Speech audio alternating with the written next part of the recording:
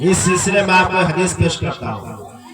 آقا مدینہ سرور کائنات صلی اللہ علیہ وسلم حضرت جابر رضی اللہ تعالیٰ عنہ سے روایت ہے کہ آپ فرماتے ہیں کہ میں ایک مرتبہ آپ صلی اللہ علیہ وسلم کے ہمراہ سفر ہوئے اور ہم لوگ اصحاب کے ایک گاؤں سے گزرے، اس میں ایک انصاری عورت آپ علیہ السلام کی خدمت میں آئے اور فرمانے لگے یا رسول اللہ صلی اللہ علیہ وسلم ہماری 2 بیٹی ہے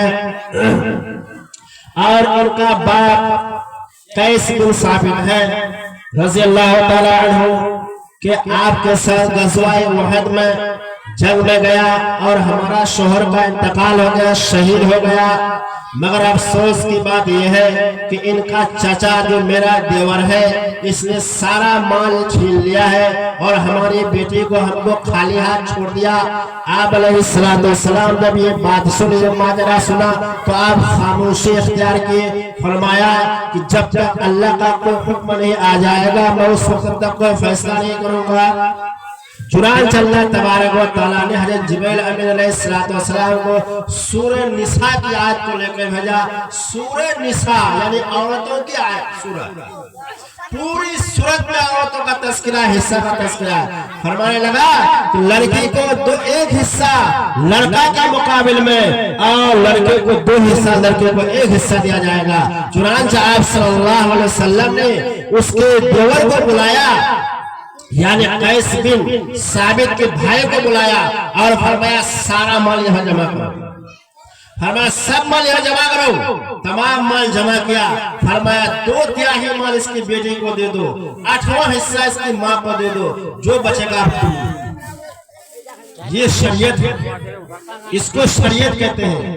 مگر بتاؤ آج کے اس معاشرے میں کون ایسا ہے جو بیٹیوں کو محروم کر کے دنیا سے نہیں گیا؟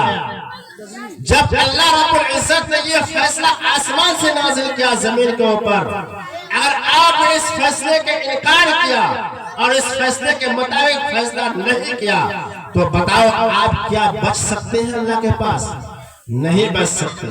اس میں آیت موجود ہے، فرمایا اگر کوئی شخص اپنی بیٹی کو وراثت سے محروم کر کے مرتا ہے تو اللہ فرماتے ہیں ہم 1 انچ بھی اس کو آگے پیچھے نہیں ہونے دیں گے، ہم اس کو ضرور بھی ضرور جہنم کے اندر ڈال دیں گے، اور فرمایا ہمیشہ ہمیشہ وہ جہنم میں رہے گا۔ اگر ہمارا بنایا ہوا حصہ جو ہم نے مقرر کیا ہے، نازل کیا قرآن میں، 1 فٹ بھی آگے بڑھا، 1 انچ بھی پیچھے بڑھا تو ہم ایسے جہنم اس کو ڈالیں گے جو دردناک عذاب ہوگا، ذلیل کرنے والے عذاب میں اس کو ڈال دیں گے۔ یہ میرا فیصلہ نہیں ہے، یہ سمجھے بات آنے کے نہیں، یہ ہمارا فیصلہ نہیں ہے کہ سوچ رہا ہوگا اپنے قدوس بول رہا اپنے طرف سے مر کر لا قرآن ہم اٹھا کر ترجمہ کر کے دکھا دیا آپ کو۔ یہ قرآن کا فیصلہ ہے، کسی کتاب کی کہانی آپ کو نہیں بتا رہا ہوں، یہ قرآن کی بات بتا رہا ہوں آپ کو۔ 1 انچ بھی فرمایا، 1 انچ بھی آگے پیچھے حصہ میں کیا میں اس کو ضرور بھی ضرور جہنم میں ڈالوں گا اور ایسی آگ میں ڈالوں گا کہ ذلت والی آگ ہو کر ہمیشہ جہنم میں رہے گا۔ بعد میں مفسر نے فرمایا کہ اللہ نے ہمیشہ کا لفظ فرمایا، کیا اگر کوئی بیٹی کو وراثت نہ دے، اپنی جائیداد میں سے کچھ بھی نہ دے، اپنی ساری جائیداد کو اپنے بیٹے کے حوالے کر کے مر جائے تو بتاؤ وہ ہمیشہ جہنم میں رہے گا یا جہنم سے واپس آئے گا یا نہیں آئے گا؟ تو مولانا شفیع صاحب نے اپنی کتاب معرف القرآن میں فرمایا کہ اگر کوئی شخص اس نیت سے بیٹی کو محروم کرتا، الفاظ سنیے گا، اس نیت سے کہ وراثت کوئی چیز نہیں ہے، وراثت کچھ نہیں ہے، یعنی بیٹیوں کا حق باپ کے حق کچھ نہیں ہے، اگر اس نیت سے محروم کر رہا ہے تو وہ کافر ہو کے مرے گا۔ سمجھے بات آ رہی؟ وہ کافر ہو کے مرے گا، یعنی اس کو جنت کبھی نصیب نہیں ہوگی۔ جیسے کافروں کے لیے جنت نہیں ہے، اسی طریقے سے اس باپ کو جنت نہیں، کبھی نہیں۔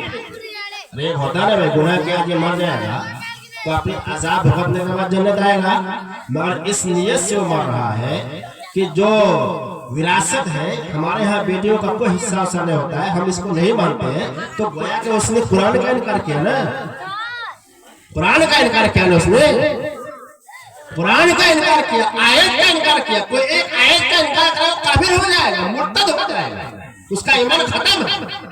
तो अगर उस नियत से बेटियों को महरूम करता है कि हमारे यहाँ बेटियों को कुछ नहीं दिया जाता है और कोई हिस्सा फिस्सा हम लोग नहीं मानते, तो काफिर होकर मरेगा। उसने कुरान का इनकार किया, शरीयत का इनकार किया, इसलिए अल्लाह ने फरमाया कि वो कभी भी जहन्नम से नहीं निकाला जाएगा, हमेशा जहन्नम में जलेगा।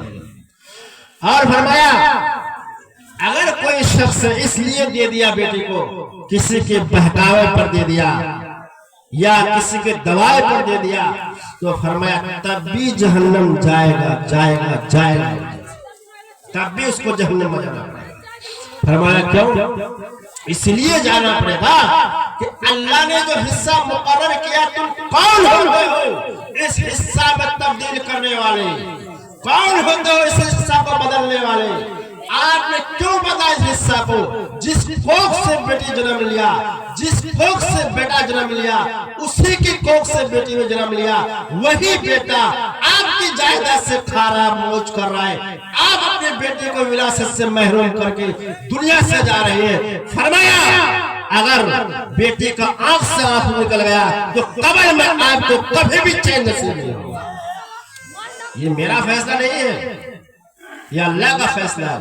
कभी भी चैन नसीब, लाख नमाज कर ले, लाख हज कर ले, पूरी जिंदगी जमात में लगा ले, पूरे साल इबादत में लगा रहे, मगर बेटियों को महरूम किया, एक इंच भी महरूम किया बेटियों को विरासत से, कुछ भी नहीं दिया, तो फरमाया ये सारी नमाज़ें, ये सारे हज, ये सारे ज़कात, ये सारे जितने भी इबादत इसने किए, ये सारी इबादत को इसको लिपट कर रख दिया जाएगा।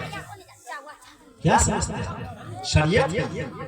और इतना आसानी से बेटी को महरूम करता है जैसे लगता वो उसकी बेटी है ही नहीं। बेटियां घर से रो रो के जाती है, बाप मरा कुछ नहीं दिया, रो रो के जाती है, और कहता है एक मसला है, और कह रहा क्या कि चलो तुम बाप को माफ कर दो। क्या करा बाप को माफ? जब बाप का मैयत उठती है तो बेटी को खड़ा करेगा, तुमको माफ कर दो। ऐसा माफ नहीं होने का, सुन लो कान से। फरमाया इसलिए माफ नहीं होगा, ये अल्लाह की तरफ से है, तुम्हारे तरफ से नहीं है कि हमारी मर्जी दे दो कोई बात नहीं, दे दो नहीं कोई बात नहीं, ये अल्लाह ने मुतय्यन किया है। और माफ कब होगा? जब वो चीज उसको मिल जाए, फिर उससे छीना जाए, उसको तो मिला ही नहीं, मिलने से पहले ही खत्म कर दिया, तो माफ की चीज की है। अगर बेटी खड़े होकर भी अगर बेटी जनाजा के सामने कह दे कि मैंने बाप को माफ कर दिया, तब भी माफ नहीं होगा, उलमा मसले का तब भी माफ नहीं होगा, उसको देना ही पड़ेगा। अब अपने बाप को जहन्नम से बचाने के लिए